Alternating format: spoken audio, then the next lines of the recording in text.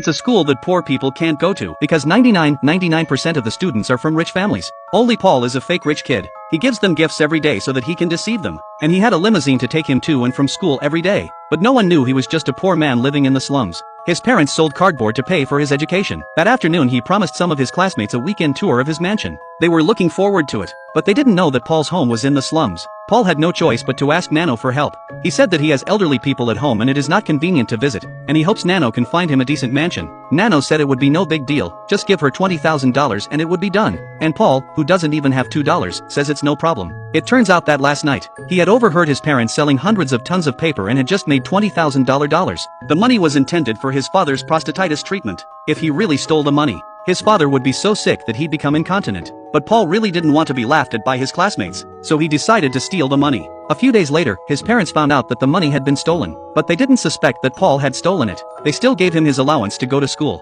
Soon after, Paolo gave the money to Nano. She immediately arranged for Paul to live in a mansion. At the end of the week, his classmates came to visit him at the mansion. At this time, all the students were very envious of Paul. And this mansion also wears 2 servants. When Paul took a closer look, he was shocked to realize that the servants were his parents.